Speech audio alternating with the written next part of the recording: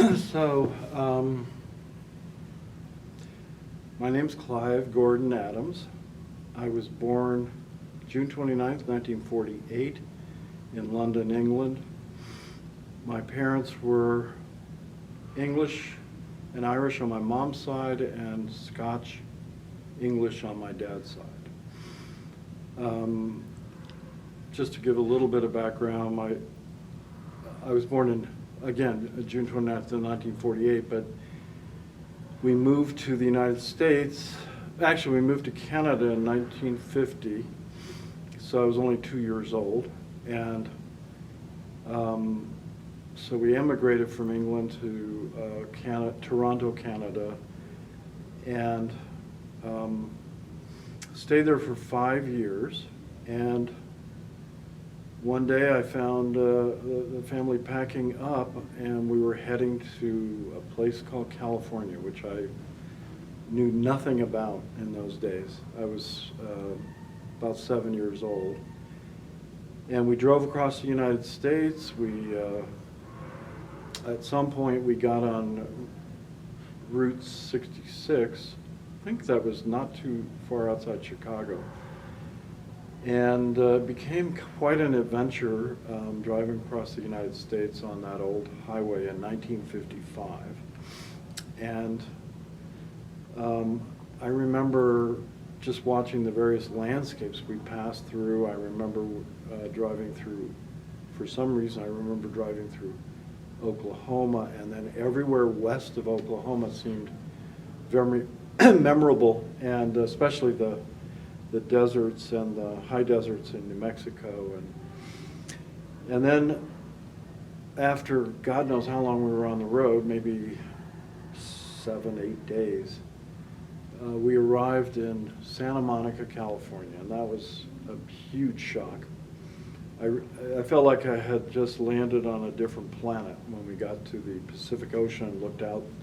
And we rented a motel on just above the beach in Santa Monica, and in those days, LA was not as crowded by any means as it is now. So we lived in that motel over not too far from Venice Beach. We were kind of between Santa Monica and Venice Beach. And I started acclimating to the California vibe, you might say. I'd never seen anything like it. The way people dressed, the beach lifestyle, it was very, very appealing to me. And so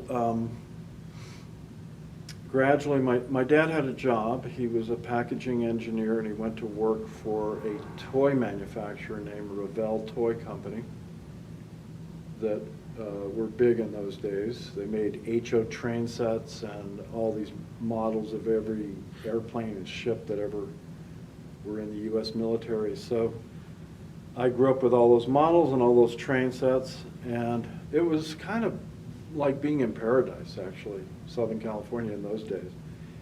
And by the time I was 10 years old, in 1958, we were living not too far from the ocean. And it was around that time that I started surfing. And actually, the place where we lived was Palos Verdes Peninsula, California, which was overlooking the Pacific Ocean and overlooking what was called the South Bay.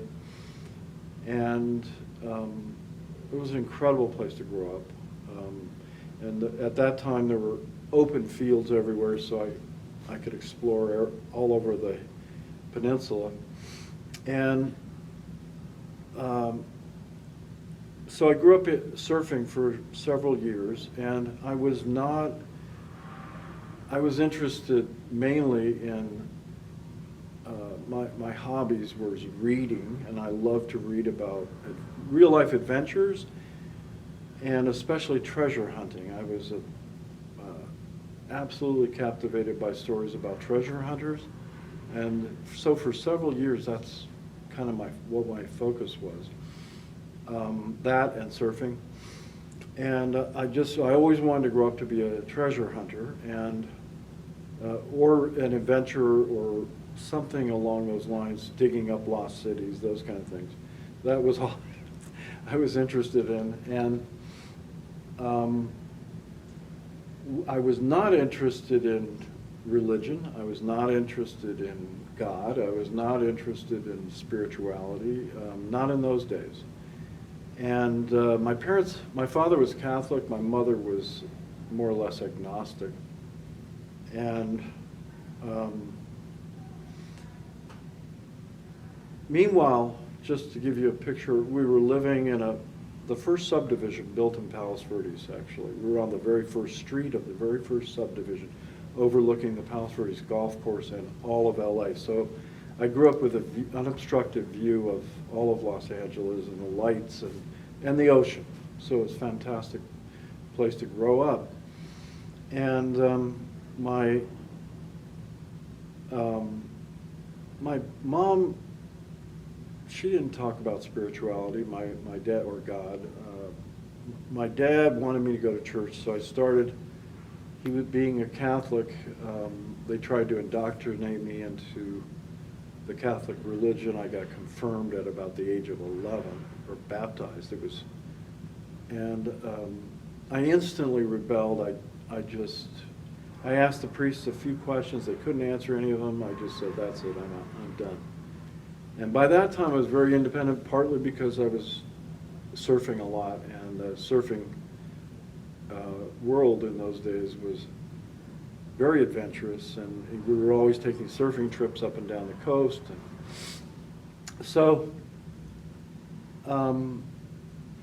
around 1963,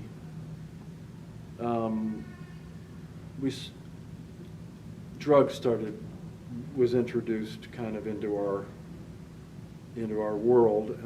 I think I probably took LSD in 1963 for the first time, but it was just a complete mind-boggler. I had a spiritual experience the first time I took LSD, and it was just life-changing. And so I started to research psychedelics, and in those days we had access to peyote, we had access to mescaline, we had access to LSD, and I started turning everyone I knew onto LSD. And I was very effective at doing this, by the way. I just really got into it, and in those days we still were able to get some fairly decent LSD. It wasn't all poisoned or polluted or diluted with other things, which happened later. And then, but so taking LSD was kind of my wake up. It was an awakening. I became consciously a seeker, but I wasn't sure what I was seeking. But knowledge was probably the thing that drew me in those days.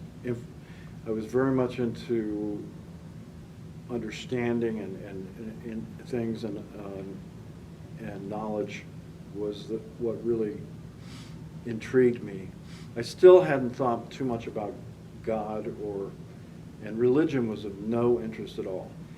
So meanwhile, around 1964, 65, now LSD was not illegal in those days. 63, 64, I don't think it became illegal until around 66. So that was the thing I was mainly interested in was psychedelic. And I knew some pretty famous people that were taking LSD at the time. It was a really big deal. It was spreading all over California. And what happened was in late '66, I got arrested and for distributing LSD, and it was right after LSD became illegal, so it was perfect timing.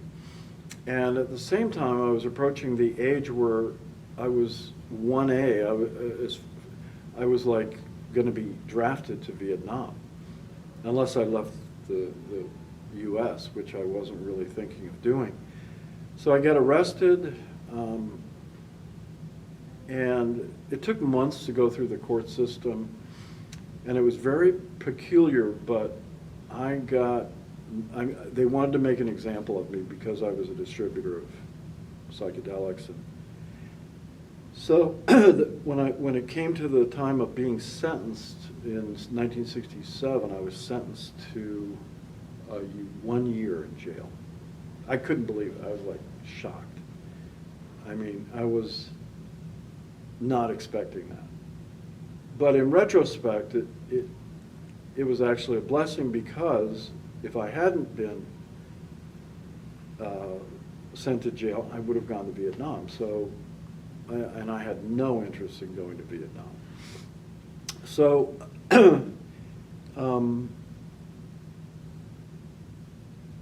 when I forget when it was in '67. It was probably around October that I was sentenced and went to jail.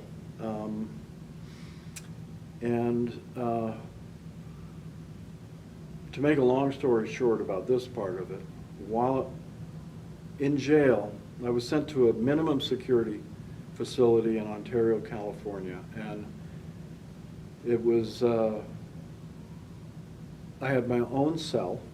I had a record player, so I had my whole record collection was there: Bob Dylan, Donovan, the Beatles, Stones, everybody. Joan Baez, all these great albums that I loved. And so it was a fairly cushy place to be, although it wasn't fun. Don't misunderstand me. It was definitely a shock for somebody that had grown up in the bosom of the family, to suddenly be jerked out into an institution with people from completely different backgrounds. It was very, very shocking. I mean, very traumatic. And I spent 3 months before I even got to that facility. I went through the Tracy State Prison, where I saw the hard time people that were in there for murder. I had murderers all around me. So I saw what it was like, and I was happy to get to this minimum security place eventually. And while I was there, I was, you might say, detoxing from having used drugs for about 3 years straight. And I noticed as I got clean from the influence of drugs, that I was able to meditate and get into spontaneous higher states of consciousness without even trying. And it was an interesting lesson, because I was beginning to realize that the drugs may have been necessary at a certain point, but they were not necessary in the long term, because you could achieve states of higher consciousness without them. So that was one of the big takeaways early on when I was in jail. And so I started writing to my parents and asking my mother to bring certain books. So she brought Kahlil Gibran's collection, anything we could get hold of. The Lord of the Rings, I got that whole set. And one book I really wanted, I'm not sure how I knew about it, was Autobiography of a Yogi. I got it somehow. And that book really had an impact in jail, because when you're in jail, you have no distractions at all. If you read something, you practically experience it. And when I read Lord of the Rings in jail, I didn't read the book, I experienced the book. I was living in that world the entire time I was reading it. That's just how it is when you're in it, when there's no distractions. So, around the time I read Autobiography of a Yogi, I started having very unusual experiences. Won't go into, they weren't particularly spiritually significant, but they were, they were definitely, something was going on. I didn't know what it was. One day, it was announced that there would be a series of spiritual and biblical themed films that you could sign up for the whole series, or if you didn't sign up for the whole series, you didn't get to go. It was it was every Tuesday night, and it was on a big screen, and it was obviously being sponsored by some religious organization, and it was for about 10 or 12 weeks, so there's 10 or 12 films, and any excuse to get out of the humdrum of daily institutional life, I was happy to sign up for this thing, even though I had no real interest in Christianity or religion, for that matter. And I had never seen these movies. One of the movies was The Robe, one of the movies was King of Kings, one of the movies was The Ten Commandments, Song of Bernadette. I can't remember all the titles, but when the movie King of Kings night came, I had a very unusual experience. I'm watching the movie. The actor that plays Jesus Christ, his name was Jeffrey Hunter. He had these beautiful blue eyes, and he kind of looked and felt like the Christ. And I was watching the movie, and it came to this part of the movie where Jesus was walking with his disciples over the hills of Galilee, and he seemed to be in a very good mood, and he was sort of encouraging his disciples to ask questions, and it was kind of a free-form back and forth going on, very spontaneous. And suddenly, the whole scene was so familiar, I had a massive deja vu. And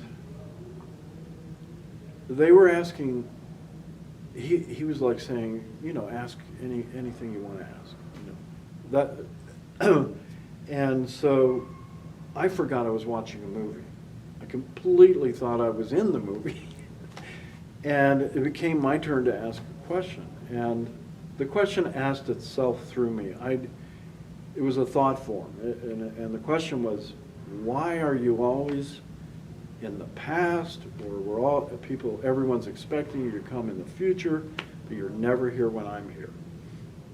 And I just felt this longing. And suddenly, not a split second goes by, and I hear a thought form say, I am here now, and no age is needed me more than this age. I'm here now in a human form, and no age is needed me more than this age. And I hear this thought form loud and clear. I mean, just loud and clear. I mean, it's 50 years later right now, and I can still remember it exactly as. And the moment that thought form ended, immediately the movie that I was watching disappeared, and I saw an atom bomb blow up. Like it was as if I was at the Nevada test range during an atom bomb explosion, and I was watching the atom bomb blow up. And then a whole bunch of battle scenes, of war scenes, and movements of troops, and in other words, I was having a vision that was implanted along with that thought form. So the thought form that came from unknown source said, I am here now, and there's no age that is needed me more than, there's no age that is needed me more than this age. Boom, atom bomb, wars, troop movements. I'm seeing all this stuff, and it's like a collage, and it wasn't the movie that I had been watching. I was watching a different movie. I don't even remember the movie past that point, because something happened, and the next thing I remember we were leaving the movie, and I was in this helium state. I was just floating back to the prison and I wasn't in the body. I was just in this helium balloon state and felt just bliss. And I thought, well, something happened. I don't know what happened, but so for days afterwards, well, my mind was trying to kick in and doubt that this had really happened, nor did it have any real meaning. But every time my mind kicked in and was trying to doubt the thing, that same day, in my cell, because I had a private cell, I would feel a presence come into the cell. And the room, the cell would fill up with divine love, and I could smell, it seems like I could smell roses, and I could smell, well, anyway, it was the same, it was this bliss. And sometimes I would say, well, I knew there was a being there, consciously there. And I would say, who are you? And there was just a dead silence. And no thought forms, no nothing, just a dead silence. And I would go, are you Christ? Are you Buddha? Are you Jesus? Are you God? Are you divine love? I even asked that. Dead silence. And this happened over a period of days. So it happened several times. So what happened was, my mind's tendency to doubt was just overwhelmed by these experiences. I couldn't doubt that something had happened. It was as if I'd had an implant, and I was not the same. And so then what happened was, I noticed that the prisoners in the prison were giving me super wide berth and treating me completely different than before all this happened. So I knew something was going on. People were feeling this energy. In other words, I could feel that I was channeling something, this presence. And boy, did people pick up on it, because in jail, people are very sensitive to each other because there's no distractions. You can just feel it. And then people started actually approaching me and asking me questions, what happened? Whatever people would ask, I wouldn't know how to answer, but I would just answer. The information would come. And I don't remember anything specifically about that. I just remember that it happened over and over and over. Then, there's a lot I'm leaving out of this whole experience, this whole thing. I actually threw the first love-in that had ever been held in a prison before. After this experience, I organized this love-in, and it was very successful, although it got a lot of blowback from some groups, because it was a hippie thing, and there was a lot of Hispanics there that were really not into that at all, and but anyway, it was, we did this whole, a love-in, like in LA, love-ins were kind of famous. They probably happened back east at the same time, in the mid-'60s to the late '60s. Anyway, I was released from jail 2 months early, so I got out about September of '68. And I had been out hardly any time at all, and I was in Hermosa Beach, California, walking along the beach, and I spotted this new bookstore that had just opened called the Awakener Bookstore. And I walked up to the door, and there was a big poster on the door, said, and I looked at the face, and I was shocked. It looked like Jesus Christ, exactly. I mean, and it said, I was Rama, I was Krishna, I was this one, I was that one, and now I am Meher Baba. And as soon as I read that and looked at the face, the picture, I heard a voice in my head go, you're either who you say you are or you are a complete phony, but you're nothing in between. So I knew I had to investigate this because he looked exactly like Christ, and the words, I knew what the words meant because it somehow connected to my experience in jail. Meaning I was expecting that I wasn't consciously expecting it, but subconsciously I was expecting some kind of confirmation about that experience that I had in jail, that I had heard this voice say, I am here now, meaning the Christ. So here was the confirmation, so I had to check it out. I walked into the bookstore. Initially I had a very odd experience. I could not, every time I'd look at a book title, the ink would disappear. It was like disappearing ink. Everywhere I looked in the bookstore, same thing happened. I couldn't read a single book title because they would disappear as I'm looking at them. And suddenly I look over on this little table and there was a pamphlet floating off the table in Technicolor. I could read it. It said, God in a Pill, ? And I knew I had to buy it. Put a quarter down on the table. I was so embarrassed by, or kind of freaked by this experience, that I just grabbed the pamphlet and ran out of the bookstore and read it immediately. And I realized that this guy wanted me to read that pamphlet before anything else.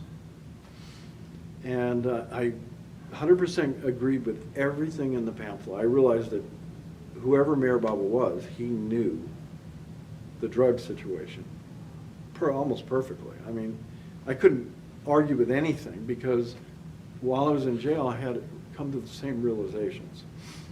So reading this was almost like reading something your higher self had written. And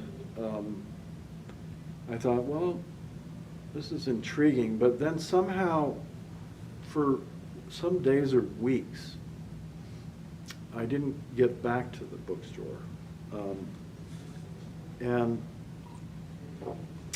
so what happened was I was staying with this yogi lady, an older lady, very unusual lady, very similar to Agnes Barron type. She was like a yogi, you know, from way back, and white hair, and she drove giant Cadillacs. She was a machinist at Hughes Aircraft. I mean, totally unusual lady. I was staying at her house, and she was a follower of Yogananda. She wasn't interested in Mayor Baba. But I was already sort of distantly thinking, I got to check Mayor Baba out some more. I wasn't convinced about the whole thing. And I hadn't been living with this lady for very long when, I think her name was Rachel. There was a knock at the door, and this guy I knew from surfing days named Jimmy Irons was there at the door, and he said, could you and your friends come out? He knew me from surfing. He said, come on, could you come out? A guy's car is broken down in front of your house, and we need to push it, give him a push start. So we went out there in the street, pushed this guy's car. The guy that was driving the car didn't speak English, and he was from India, which is very strange in our residential neighborhood in those days to see a guy from India that didn't speak English. And anyway, we got him push started, and Jimmy came back to the house, and he tried to get his motorcycle going, and it wouldn't start. And he said, I guess Baba wants me to be here. He came in the house, and it was around 4 in the afternoon. He talked about Mayor Baba till 11 o'clock at night. So, and he wouldn't have stopped even then, except around 11 o'clock, we heard a crash in front of the house. And I had just been thinking, if he says another word, I'm going to drown. Meaning there was so much love in the room, we were drowning. And right at that moment, around 11 o'clock, we hear this crash in front of our house, and across the street. But it was very unusual at that time of night to hear anything. It was a very quiet residential street. And I had the same experience. We floated across the street in this helium state, and we find ourselves looking up at a fire hydrant with the water shooting up 40 feet in the air. And and that was kind of the end of, that was my coming to Baba, was looking up at that fire hydrant of water shooting up in the air. Somebody had just hit the fire hydrant, and their car was up on the curb and damaged. But that was when I realized, okay, Mayor Baba's, something's really going on with him. So I made it a mental note to the next day I was going to that bookstore, and I was going to buy them. All the books that are important, because I needed to understand if this was for real. So that's what I did. The next day I bought God Speaks, Discourses, and Avatar. I read Avatar first. Was very impressed by that book. And I'm very, very glad I read Avatar first. It kind of brought everything to life. There was something about it that was like a spiritual classic. And then I read the Discourse. I think I read Discourses, I may have read God Speaks next. And I kind of locked myself in a closet to do it, because it was so hard to read. And I powered right through the book. And that was an experience. And then I did the Discourses. Meanwhile, I found out there were Baba meetings in Santa Monica. There were also sort of informal Baba meetings at the Awakener bookstore in Hermosa Beach. And Jack Small was involved with that bookstore, as was a couple of other people that were all friends of Phyllis Frederick. So I ended up meeting Phyllis Frederick because she lived in Hermosa Beach in those days.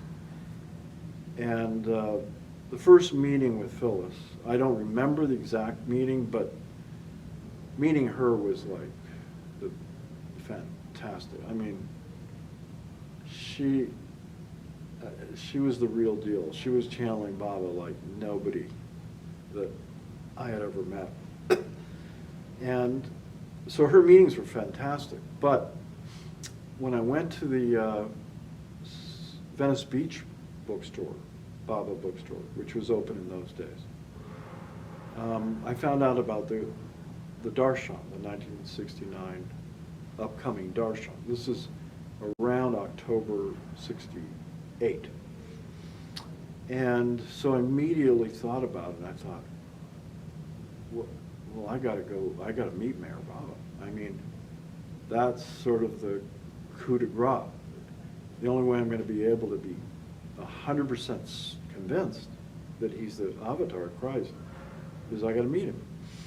So that leads into the second story, which is the 1969 Darshan. So I went to the Venice bookstore. I met a lot of Baba lovers that I'd never met. That was where I first remember meeting Jack Small and Virginia Small, his mother, and a whole bunch of people. And suddenly I find out that everyone's going to this Darshan in India that Baba had invited new and old lovers to go. So I thought about it, instantly signed up. I have to go. And I was actually one of the late ones, meaning most people already had their tickets, they already had their shots. So I was right at, this is almost into November, I think. And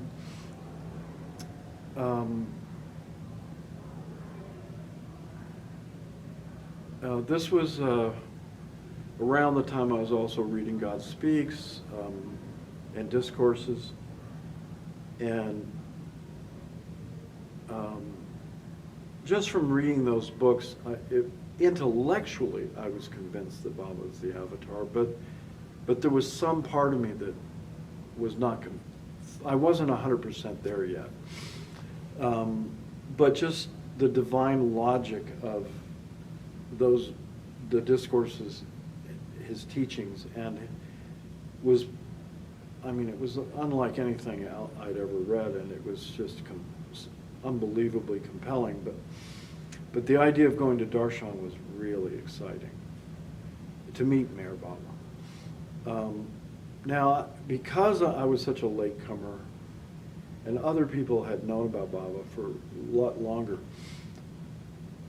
I had not really, I couldn't quite grasp the concept that he was in a physical body.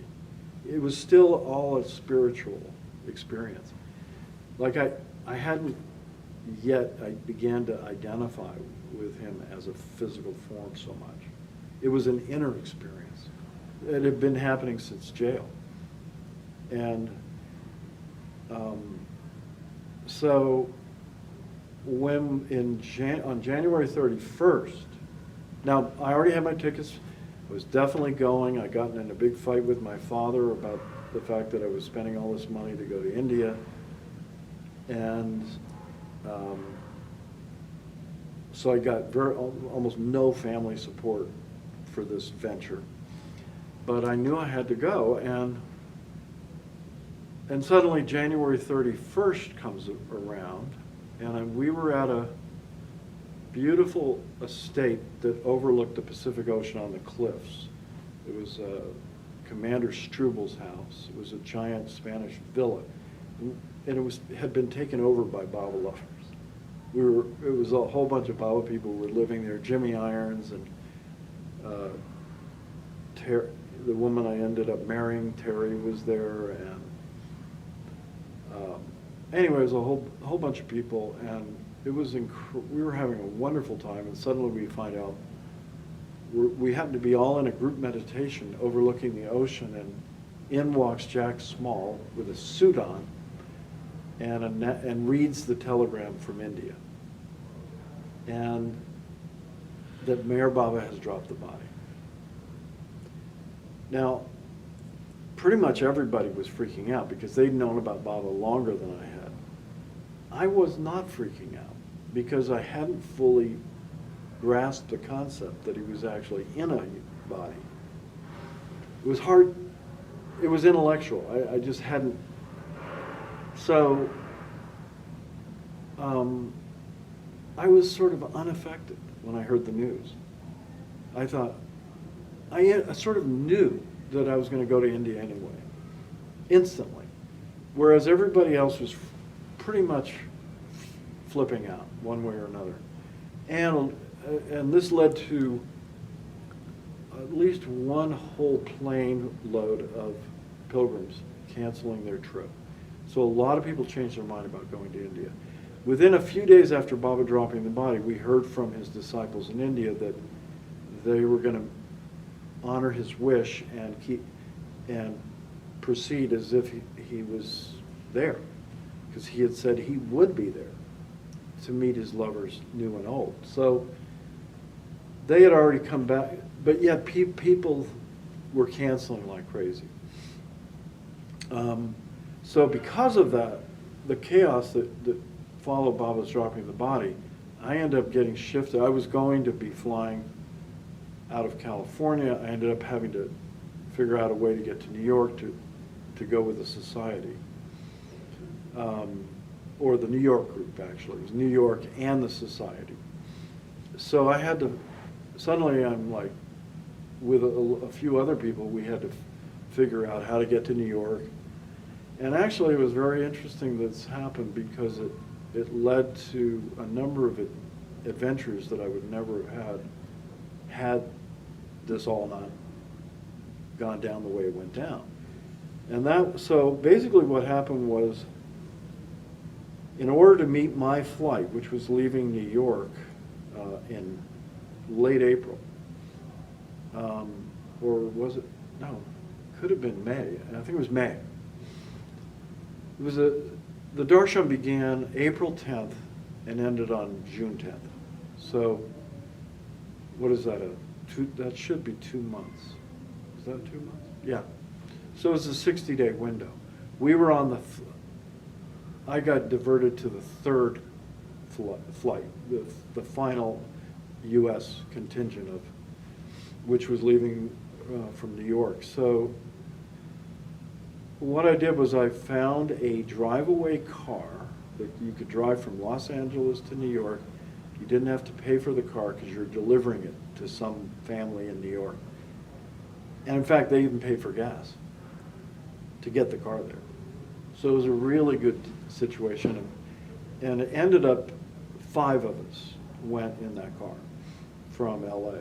Actually 3 from LA, and then we picked up 2, a husband and wife, from a little village in New Mexico near Santa Fe. A guy named Robert Van Arsdale and his wife. And Robert Van Arsdale he was a Harvard graduate in the same class with Alan Cohen. I think Alan graduated from Harvard, didn't he? Pretty sure. Anyway, he was friends with Alan Cohen, and he was friends with Robert Dreyfus. So I'd never heard of Robert Van Arsdale. Anyway, we picked him and his wife up, but when we picked him up, we actually ended up spending a few days in New Mexico. And something happened. I fell in love with New Mexico. I mean, I ended up moving there in 1972, I think. So for some reason, I was destined to go to New Mexico, and had a number of incredible experiences while we were in New Mexico. Went and visited the Llama commune up in a place called Llama that Robert Dreyfus had once lived there and worked on the community. And Robert Van Arsdale had been the designer for part of the community that they built, so he took us up there. We had a great time. Anyway, we drove across the United States. We got to New York, and again, we had another series of adventures. We had 7 days to kill in New York. So I'd never been to New York City. It was just like being in an Alice in Wonderland storybook for me. It was just such an unusual major city. And what we did, which was, I don't know whose idea it was we went to every spiritual center we could find in New York City. We went to the Rudolf Steiner Center, we went to the Vedanta Center, we went to I don't know if SRF had a center, but we went to the Edgar Cayce Center. They had a center there, and I met Edgar Cayce's son, Hugh Lane Cayce. Everywhere we went, we were telling people about Maribava. And so every spiritual center we went to, they found out all about Maribava, because, and that was, so I had some strange connection with Rudolf Steiner, with Cayce, with Vedanta, with Ramakrishna. All of that sort of came out of those visits to those centers. And I forget all the places we went. But anyway, we went to a number of places that Baba had gone also when he was in New York City. And then we also went to one of the society meetings and met Harry Kenmore and the group society. And then we left, one day we went to the airport and got on an Air India flight to India. And before we got on the flight, I could feel this energy come into the airplane. Or in fact, I felt it in the airport before we got in the plane. It was like a force field just took over the plane. That was the first time I realized, wow, this isn't just a normal trip to India. Meaning I felt this presence take charge of the plane from the moment we got in it. And so, I forget, our flight ended up, landing a couple places, and one of them was Beirut, Lebanon. I don't know why. And then we found ourselves in Bombay in the middle of the night. And Darshan was, I think, 8 days. It was a very short, relatively short trip, considering it was halfway around the world. But I remember the first experience I had was when we got off the plane in Bombay, which it was called in those days, not Mumbai. The smell of India hit me like a ton of bricks. That was the first thing. The second thing was, because in those days you just had those things that roll up to the plane and you walk down, and then you walk across the asphalt. When I stepped on the asphalt, I immediately said, I'm home. I could feel my heart center go, I'm home, and I started weeping. I mean, it was totally spontaneous. I still could get teary-eyed just from, I don't know what, I was not expecting that, and it was almost counterintuitive because the smell was so assaulting. It was so horrible in a certain way that you don't expect to have a spiritual experience stepping onto the asphalt of the Bombay airport. But I just felt my heart go, I'm home. And it was a deep, deep experience, whatever that was. Then we took the train to Pune. We were met at the airport by maybe 100 or 200 Bible lovers. It was a huge group that met us. I brought a camera with me, so I took pictures for the whole 8 days. I had my dad's Leica, and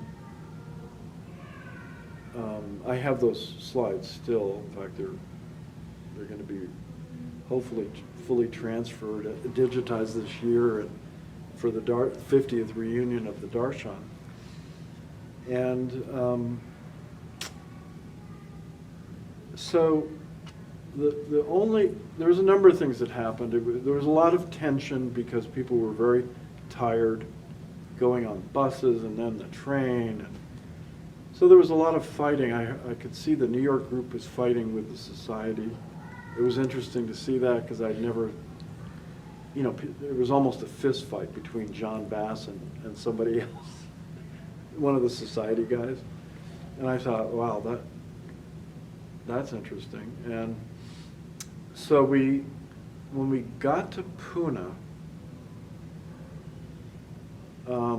I found out that Phyllis Frederick had arranged for some of us to stay at the Pune Club, which was an old British, it was during the British Raj, it was a place, a watering hole and for the British, I don't know if it was aristocracy, but it was certainly it was like really nice old colonial vibe about it. And now I didn't know how lucky we were until I saw the other hotels where everyone else was staying, which were just kind of crummy hotel. I mean, they weren't bad, but the Pune Club was where Dr. Duncan was staying there. Adi would come over there. Phyllis was there. So it was a really, really nice place to stay. And so my first memory after getting to the Pune Club and spending one day there was the first meal we had at the Pune Club was Dr. Duncan was sitting with us. And the food was so hot that nobody could eat it. And either Duncan or somebody else said, well, this is actually mild. Most of us in those days were not used to Indian food. I mean, I didn't grow up with any kind of exposure to that type of food, and it was really hard to eat it at first. Anyway, but and they said, well, it'll get a little hotter every day. This is just the starting temperature of the food. People are just going, whoa. Anyway, so the first time we showed up, there was, I think, 4 days at Guru Prasad that were part of what Baba had the events were arranged. So it was 4 straight days. So on the first day, this was probably the high point of the whole experience for me. First day we get to Guru Prasad, we're walking, getting off the buses. There's 150 of us at least, maybe 200, I don't remember. It was somewhere 150 to 200, and not everybody had been on our plane. Some people came overland, some people were on other flights. But it was all Westerners from Europe. There wasn't too many from Europe, but there were some. England especially. As we arrived, this was where I got my shock, because I had not really, the reality of the whole thing did not hit me until this moment. As I'm walking up the steps of Guru Prasad, I looked at the Mandali who were arrayed along the railings, and I was like shocked. I recognized every one of them. I mean, literally as if I knew them. And this was the biggest shock of the whole darshan for me. In other words, I suddenly realized, oh my God, I know these people, and they know me. Now, what is that about? Now, I was like 20 years, I'm trying to think of, I was 21, and this is something I had not been expecting. And they looked more like, they were so familiar that they were more familiar than my own relatives. That's how familiar they were. And so that was I realized I had really come home. These really were my family. And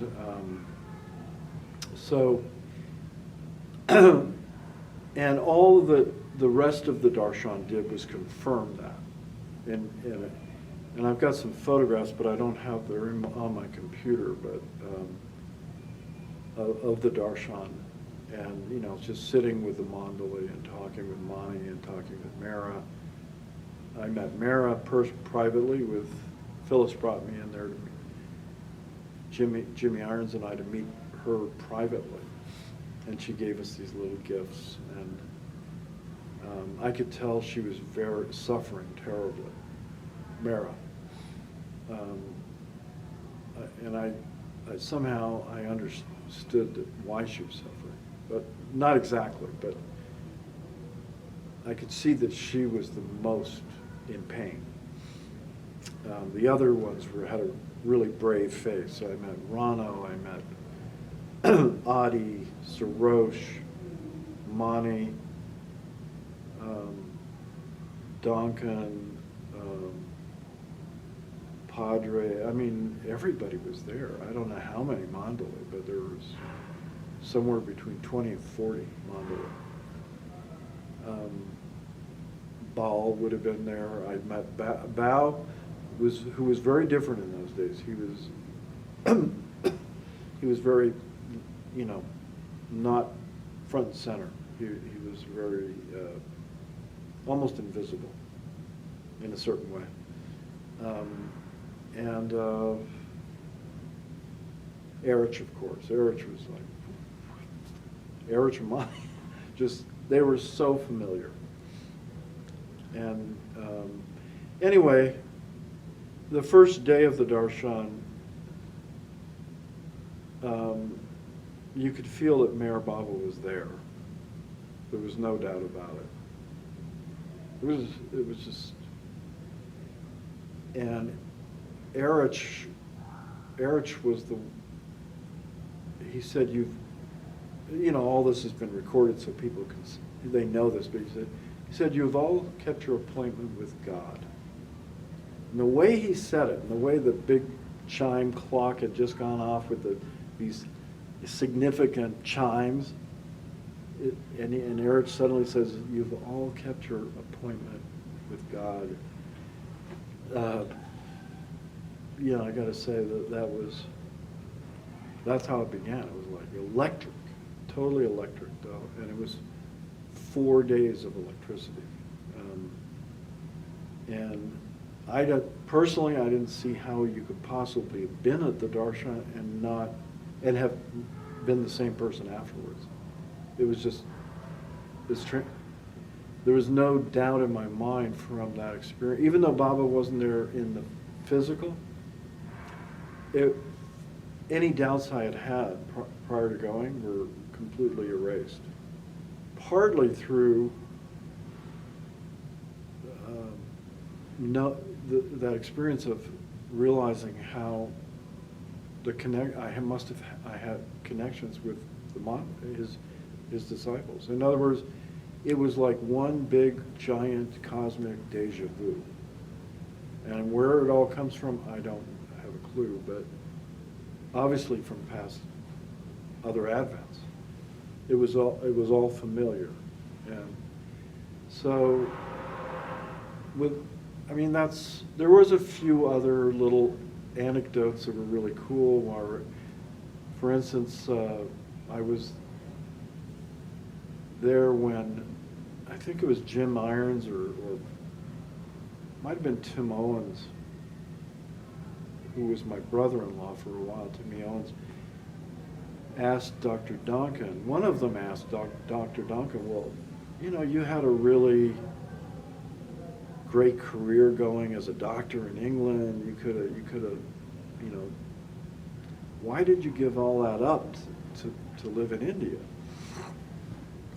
Something like that. And Duncan, there was a long pause, and Duncan, in those days, his eyes were very set, deeply set in his head. You could, he was almost as if he was looking inward all the time. And there was a long pause, and then he said, the love was so thick, you could cut it with a knife. And he goes like that. And you could actually see him cutting he said there was nowhere else to go. And it was the most eccentric answer to a question I'd ever heard. And then there was one other interesting anecdote with Duncan, and that was that on the day we had to leave in Pune, we had just bought out the entire music store in Pune. We had wiped the shelves clean. There was nothing left. The guy every instrument of it purchased, essentially. We bought every sitar, we bought every harmonium, I bought, I think, a harmonium. Anyway, so people were looking for a way to carry these things onto the plane. And so we brought the problem because people had sitars, they had all the stuff. And how are we going to carry this stuff?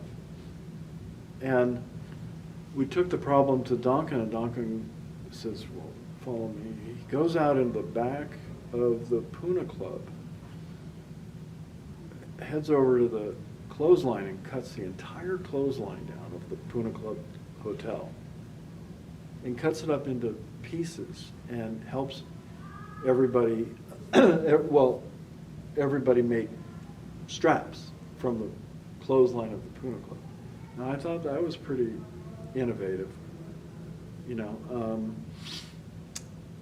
Everyone on the Mandalay that we met was just absolutely unique. I mean, they were like unique species, each one a gem, and here it was like our generation, the young, Baba had said that to Mani and Mara that he said, you see all he pointed to his finger, his ring finger, and said, all these gems that will be coming. And that's where it all that's where Darshan in 69 is where it all began, because once people started going to India, it never stopped. You could say it began from the moment Baba dropped the body, because a small group made it there, within the 7-day window when Baba was being interred in the tomb. But so you could say it started right then. And he had said before the darshan, during this late 68, middle of 68, Baba would say all these cryptic things like, coming, coming, came, I am tired of the illusion game. And he would say, he'd tell the doctors not to worry about his health, because he said, I'll be very strong. I'm going to give the darshan a reclining position. He said, this darshan will be unique because it will not end. Did you know that? He said, this darshan will be unique because it will go on. Well, that's an interesting thing, because it did go. And in fact, you could say that the darshan, 69 darshan, is still going on right now. Every time, because, but at the time Baba said all these things, the Mandalay had no idea what he was talking about, and neither. But one of my greatest memories of darshan was the half-day trip to Mehrabad and Merzad. There several things happened that were, I got to say, Baba's got a sense of humor. And I don't even like to admit this story, but it was a very strange thing that happened. Before we went to Mehrabad and Merzad on that day trip, we were at Baba's house where he was born, and Jal his brother had baskets of Baba buttons that he had blessed in the tomb, and they were scattered all around the place. And I don't know, I have no idea why. I didn't even think about it. I pocketed a few without paying for them. And I didn't think about it. It's just absolutely spontaneous. I paid for some, but then I pocketed some. Didn't think about it at all. The next day after that happened was the day we went to to Mehrabad and Merzad. And when it was my turn to get on the bus that I was going to Mehrabad and Merzad, I get on the bus, there isn't a single seat on the bus, except next to Baba's brother, Jal. It was the only place I could sit. And I suddenly remembered that I had stolen some Baba buttons from him. And it just suddenly hit me right at that moment. And that I have to sit next to him. And I was immediately freaked out by this. I thought, Baba had to have arranged this. Because why is there's not another seat on the bus? And why, everybody should have wanted to sit next to Jal. But nobody did. And I thought, okay, so Baba's arranged this whole thing. So I'm sitting next to Jal, and I am feeling self-conscious as all get out. Because I couldn't get it out of my mind. It was like a record player. I took buttons, and I didn't pay for them, and oh my God, And I don't know how, I was trying to figure out a way to say something, to break, and I just kept running this thing for 2 hours. I didn't say a word. And finally I said, I realized this had to end. So I said, Jal, I think I forgot to pay for a couple of buttons yesterday. And he got all excited, and we became totally the best friends after that. I mean, I used to go and hang out with Jal, so I have lots of Jal stories. But it was and as a matter of fact, over the years, I bought thousands of dollars worth of Baba buttons from Joel. And I would bring them back to the States and make them available for the centers. And Joel would take those buttons to the tomb and get them blessed and then bring them back and then mail them to me in boxes. So I had like major karma with Baba buttons. And I consider that's like Baba's sense of humor, because Joel and I were like connected like at the hip from then on. Then the other thing that happened there were many things that happened, but when we got to the tomb, most people would just bow down to the tomb, go in for 1 minute and leave. I walked in to the tomb, and I went up on and just sat around the back of the tomb, and I couldn't leave. I just stayed for the entire time, and I watched everyone coming in and leaving. There was a couple other people who did the same thing, and the energy in the tomb was so fantastic. I just was, I can't leave here. And then after we left, so I just stayed in the tomb the whole time we were at Mehrabad. I didn't hardly see anything else. And then we went to Merzad, and I witnessed a very odd. I'll end the story probably on this incident, because it was one of many odd incidents. There was a dog at Merzad in those days. It was a German Shepherd, and it was one of Baba's dogs. I forget its name right now.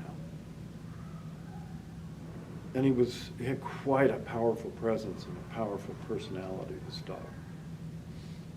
Well, but I didn't pay any attention to the dog, particularly.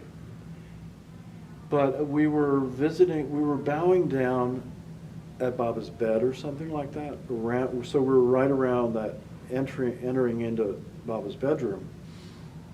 And I overheard somebody kind of loudly say, "Oh my God, the next thing you know, we'll be bowing down at the pot Baba pissed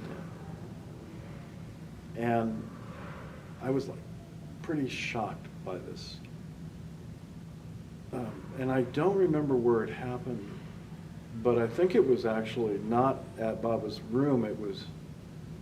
I think we'd already gone to Baba's room, and we were back on the veranda area, and people were going into the blue bus and things like that and bowing down. And I heard this guy say, "The next thing you know, we'll be bowing down at the pot Baba pissed in." Right at that minute, that German Shepherd ran across the gravel dirt and ran up to that guy, lifted its leg, and pissed on him. I swear this happened. I watched it. And I thought, oh my God, man, this Baba's got a sense of humor that, and you know, I probably over the years I've seen thousands of strange experiences but that was like too good. It was just too incredible. So that pretty much wraps up the darshan. After getting back to the United States from India,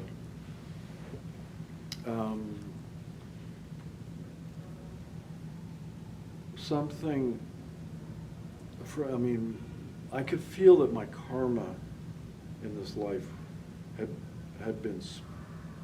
started to speed up dramatically.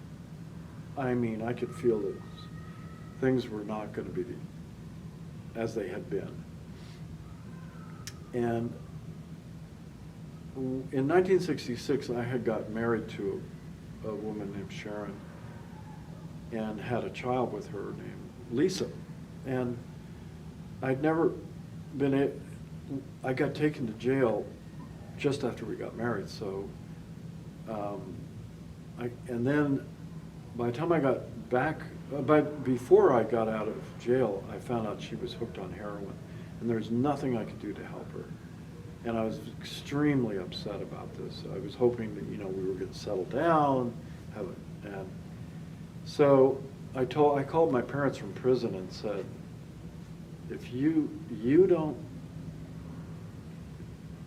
get her parents and you guys to kidnap her and take her to somewhere where she cannot get drugs, she will die. I said she will die, and somehow I just knew this, and so I was hysterical while I was in prison about because my parents couldn't do it. Her parents wouldn't believe she was hooked on heroin. They were in total denial. Our daughter would never use such a thing, Anyway, 2 days after I got back from Darshan, she committed suicide. So I'd only been 48 hours back from India. I got a call from my mom, and she said Sharon has died, has committed suicide.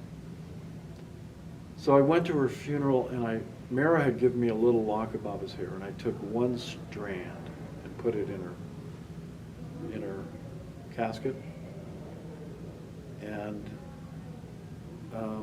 and I realized Baba had just taken her out of the picture. And I tried to get custody of Lisa, but believe it or not, the parents wanted custody of her, and they basically used my relationship with Mayor Baba so they went in front of a judge in a court and basically made me out into a drug addict and a guy who's into this cult. And Phyllis came as a witness for me, Phyllis Frederick. And in the cross-examination, they asked her, well, who do you take Mayor Baba to be? And that was the end of my case, by the way. She said, God in human form, in front of the judge. And so basically, I lost custody of Lisa, but and so I never really had, it's just like Baba had taken all of that karma out of the more or less just removed all of it from, and so that's kind of how I get back from India, and I'm 2 days back, and that's how things began.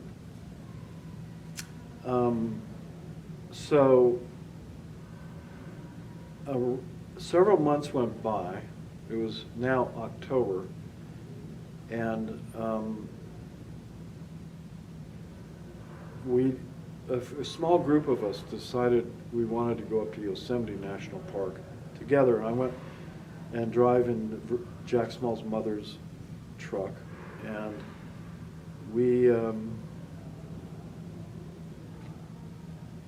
I think we went up for it was like around the New Life Day, when Baba started the New Life, October 16th. Anyway, spent a couple of days up there, and two girls went with us. One was named Laurel, the other named Chris. Laurel Folds was from New York. I had met her at the Darshan, and while we were at the Darshan, we had looked at each other and walked over and just hugged each other, and I felt Baba link us up. It was on the steps of Guru Prasad is actually word. So I felt this Baba link us up, and because of that linkage, she had felt the same thing. She came out from New York City, and she was part of our post-Darshan Baba community experience. Her name was Laurel Folds again, and she was part of the New York group, actually. She had big afro kind of curly hair, very, very sweet, and everyone loved her. Anyway, so October 16th, around there, Virginia Small, her sister, Laurel, Chris, and myself, we went up to Yosemite. And we had a great time. We did a kind of a silence for a day. And on the way back, we were singing Baba songs all the way back. And when we got somewhere near Fresno, California, we filled up Virginia's truck with gas. And she had a very unusual truck. It had, because she used to drive to Mexico with her son, Jack Small, and they used to spend weeks and months in Mexico. So they had 2 saddle tanks that you could fill along with the main gas tank. So when you put gas in that thing, you put 40 gallons in, or more, 50 gallons. It was, we were at the gas station filling the gas tank, and Laurel suddenly demanded to drive the vehicle. And I didn't want her to drive, because it was a very large camper truck. It was a truck with a camper on the back. I felt totally against her driving. Virginia kept signaling me, don't let her drive. Laurel insisted on driving. And we were in a stalemate, so we all gave in. We didn't know, we just gave in. So we pull out of the gas station, just filling the tanks. We're probably 10 minutes down the freeway, which in those days wasn't an interstate, it was a Highway 99, two lanes on either side. You could drive about 60, 65 miles an hour max. We're driving down it was like a freeway. And suddenly I was reading a little booklet called The Silent Splendor by Yogi Sidnoon Bharata, who was one of the yogis that used to sit at Baba's feet in the 60s at Guru Prasad a lot. You would see him in the orange robes. He had written this book called The Silent Splendor, and I was reading this part of the book where it suddenly said the following: and Meher Baba had 2 fatal car accidents, one in the east and one in the west. And it used the word fatal car accidents. And I suddenly said to the girls, Laurel was driving, I was sitting shotgun, Chris was in the middle. I said, what is he talking about? You know, Baba didn't die in either accident. And what does he mean by fatal car accident? Anyway, we were just discussing that, and I felt these same kind of feeling you have butterflies when you go on stage. Suddenly I was aware something was going to happen. Laurel changed lanes and the truck went out of control at 65 or so miles an hour, meaning that she just changed lanes, but possibly just too quickly, and the back of the truck fishtailed, and it wouldn't stop fishtailing. It kept fishtailing more and more. The truck flipped over onto the driver's side, and we were, at this point, we were kind of hypnotized by the experience. We weren't thinking, we were just aware. And we were thinking, I mean, if we were thinking, what's going to happen here? And suddenly the girl in the middle yelled, Baba! Baba! Like that. And we had forgotten about Baba. Even though we'd been singing Baba songs for the last couple of hours as we left Yosemite. And but we were so hypnotized by what was happening that, and so as soon as she said Baba, we all started saying Baba. Now Virginia's in the back with her sister. We can't communicate with them because they're in a camper. So it's just the 3 of us in the front of the truck. It was like a Ford truck with very heavy doors. In those days, the doors were all solid steel. And so we were going, Baba, Baba, Baba, Baba, Baba, taking Baba's name as fast as we could. And as we did that, I felt more of a sense of calm come over me. But um, suddenly, I heard a sound. I didn't know what it was, but I realized that one of the saddle tanks had ruptured and gas was leaking. And we were still sliding along the freeway, and the sparks ignited the gas. And I suddenly realized, oh my God, this is very serious. This is serious. Because we're not even slowed down. I mean, we're still sliding along the freeway. And I thought, and I remember thinking, okay, we're probably going to die.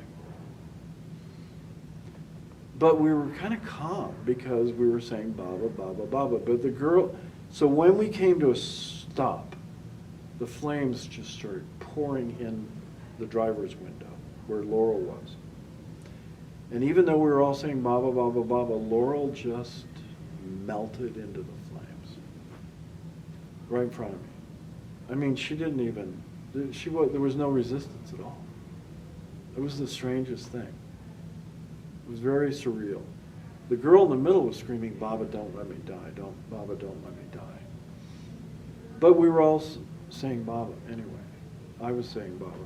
I'm thinking, I'm kind of in a disembodied state. I'm thinking, I'm not going to get out of this. There's no way to get out of this. And I wasn't feeling panic. And then suddenly I heard a voice say, you're not getting off that easy. You're getting out of this. And as soon as that thought came, I got hit by energy on my lower chakra. So much energy hit my lower chakra, that survival thing, that I realized I was going to get out of it somehow. And so I stood up on the steering column of the truck to try to gain leverage because the door was a very heavy door and it was above my head. So the idea of getting that door open was extremely difficult because I didn't have enough leverage to get it open. So the only way I could do it was standing on this steering column and pushing with all my might, and maybe the door will flip open. But the chances were remote because it would tend to slam back down. The first time I did it, the door slammed back down. And while I had it open, it acted as a chimney, and the flames were pouring in through the cab. And so I realized I had no time at all, but I gave it one more shot. This time, I did something where I actually just pushed it all the way. I don't know how I did it. Pushed it. Maybe I had help because it was almost impossible to push it to get the leverage to do that. Somehow I got up on the edge of the door frame on my knees. I looked down and the girls I suddenly realized there's no way I'm going to be able to get them out. And at that moment I felt a terrible conflict within myself. Why should I get out? And it was like a momentary conflict, but I stood up. I had bare feet, by the way, for some reason. Stood up on the where the door frame is, and then all I remember from there is just flying through the air because the truck blew up. The main tank went up. I hit the ground like 20 feet away, and it tore half the sole of my foot came off because I hit the asphalt full force. I didn't fall. I landed standing because I had been a surfer, and somehow it was like surfing. I just flew through the air, landed on the ball of this left foot, and the whole sole of my foot was ripped off halfway. And I felt this searing pain. But I was taking in the situation because right there, standing there with a fire extinguisher, was a policeman in the middle of a freeway. turns out he was behind us. For all I know, he might have been the reason that Laurel changed lanes. I don't even know. And behind him was a doctor and a nurse coming back from probably a liaison in the mountains or something. And they wrapped me in blankets and put me on and I was still going Baba, Baba, Baba, Baba, Baba, Baba, Baba, Baba. And I was screaming, get the girls out of, but I knew it was hopeless. I knew they were not going to be saved. And I felt terrible about it. And Laura was like a saint. I mean, everyone that had met her felt like she was an angel, not a saint, an angel. And she did have she had an angelic presence. So I suddenly realized, well, this is serious. What's just happening is serious. Meanwhile, I was laying down for a minute, and all these cars were stopping. There was about 30 or 40 cars that stopped. And the flames were shooting 40 feet in the air. It was just like it was like the fire hydrant I'd seen, except it was flames. And it was like they were blue flames just going like, and it was so hot that it was melting the camper, which had broken loose from the truck. Otherwise, Virginia would have been killed and her sister would have been killed. But because of the stress sliding along the freeway, it had broken loose, but it wasn't far enough away. It was melting the metal. It was still close enough to the truck that the flames were melting the... So all of these motorists were pushing the camper away. So I kind of limped over there to lend a hand, still saying Baba's name, and searing pain in my left foot. But we were all trying to push the camper away because it would have melted. It could have caught the whole thing on fire. And they did get it far enough away. The truck, there was nothing left of, can you imagine a truck? There was only 2 railings left at the end. It was like Baba had cremated the truck. It was like it had been cremated. There was nothing left. Like no girl, there was nothing. And anyway, so I was in the hospital for up there for a day or 2, but they didn't have a good. It was more or less like an emergency place, and they didn't have experts there. I had burns on my arms and feet, plus that injury. So I got shipped down to a hospital near where I lived. And while I was in the hospital, people started visiting me. In fact, I had so many visitors that it caused a scene in the hospital. And ironically, I was working in that hospital at that time, and I got fired because I had like hundreds of visitors. And later on I got fired after I got they terminated because of all the Baba. It was a Catholic hospital. They didn't like all that Baba energy.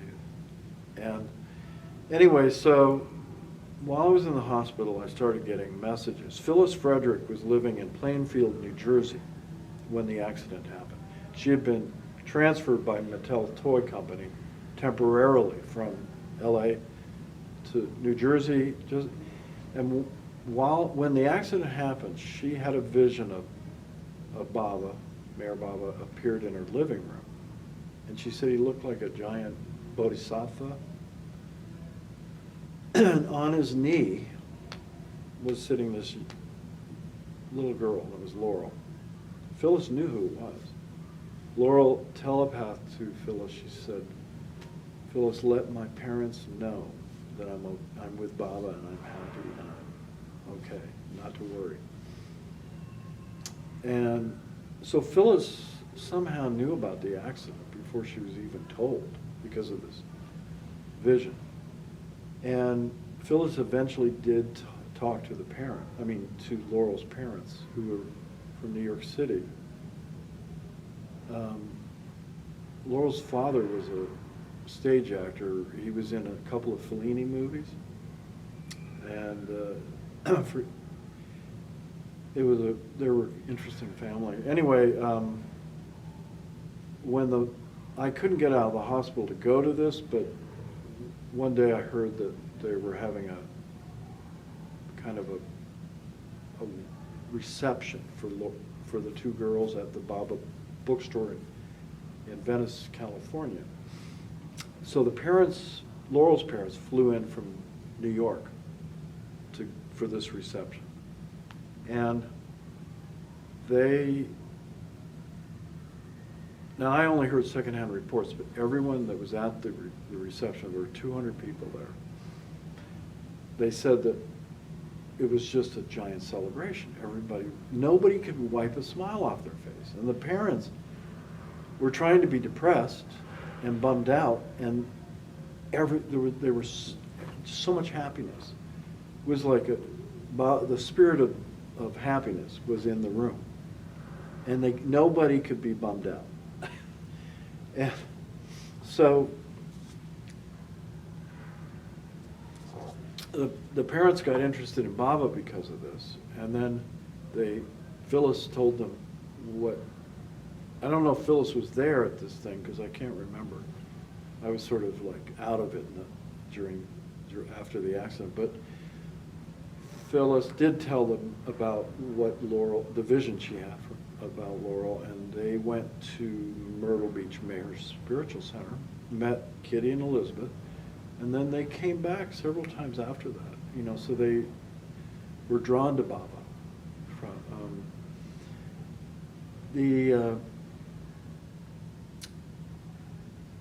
There was a couple of things that happened in the accident that were associated with the accident that need to be said, because at the time they didn't mean anything. But one of them was that when I was in the accident, I don't know if I heard a voice, but I definitely got it. The information was given to me that this is the end of the honeymoon, the Meher Baba honeymoon. It's over. We're moving into a different phase now. And that everyone in the Baba family was in that accident, our accident in some way. Meaning that directly or indirectly, this was going to affect everyone. I didn't know what that meant. It was all very strange. Like reading that booklet before the accident and reading that, and then, so somehow, on some weird level, I felt like it was connected to Baba's accident, but I couldn't, to this day, I can't say why, for sure. It just seemed. Then, years later, well, when I went to India in 1970, after the accident, after I'd healed up, I was on crutches for quite a while. But when I got to India, the Mandali wanted to hear the whole story. And plus, I had to tell the story publicly to the Bombay Center.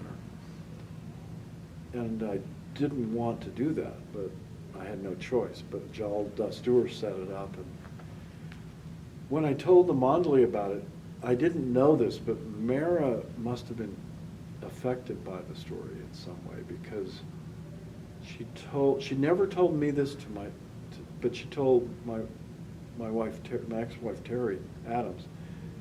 She told Terry to tell me that I should share this story with Baba people, and that I should tell the story over and over. And to this day, I don't know why Mara said that. And I've not really told the story. I've never told it on tape before. I've never told it on, I haven't written it down or published it either. But anyway,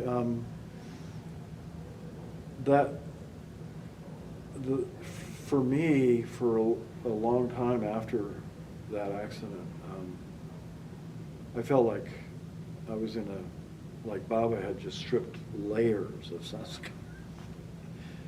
And I realized that this journey with the Avatar is no game for the faint-hearted or the weak, or the, it's like, oh my God, is this how, I mean, how much, if this is in the first few months after Darshan, my God, I mean, so 1969 was, for me, a banner year. What about Virginia and her sister? Virginia broke her hip, she had a concussion, and her sister had a concussion. She was knocked out. And she was not quite the same after that for a while. Virginia healed up pretty good because she went to India and went to Goa and swam every day in the ocean. That really helped her heal up. So Virginia got over it. Belle didn't get over it very well, as I recall. Anyway, it was the beginning of my adventure with the Avatar. So in a way, all these stories kind of go together. They kind of blend into each other because they all happen within about 12 months or less. I don't tell this part of the story. I don't think some people would care to hear this part of the story, but I'm going to share it because it's good to make a record of these things even. Because before Terry and I got married, I didn't know Terry and I were going to get married.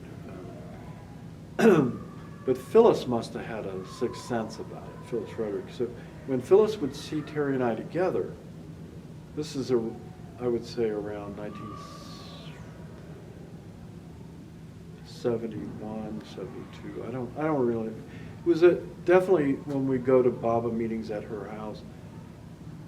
And Terry and I were very close friends, and Terry had a twin sister, Lynn, so I liked the twins a lot. But they were both married, and so I wasn't interested in them romantically. But we were really good friends. But Phyllis, at some point, I don't know if she told me this, but she definitely told Terry this. She said, Laurel is hovering between you and Terry. She wants in. Now I heard this from Terry later on, but so then when Terry and I got together and got married in 1974, I believe. So I'm not sure if it was 73 or 74, but anyway, when we got married,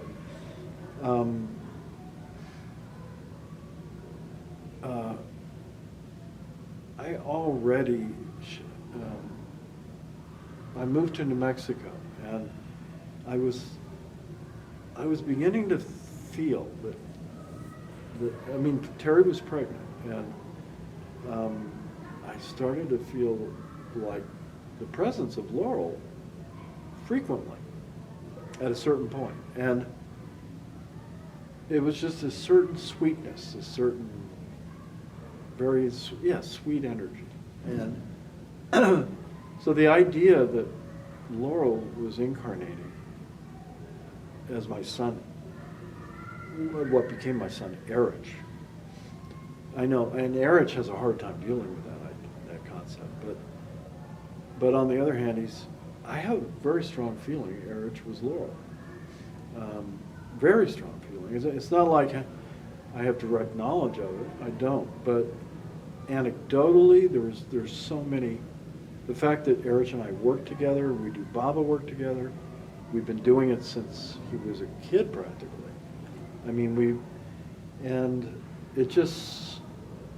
There's some kind of strange continuity there. In fact, there's sometimes where I literally think Erich is Laurel. It's just weird. So that's the postscript.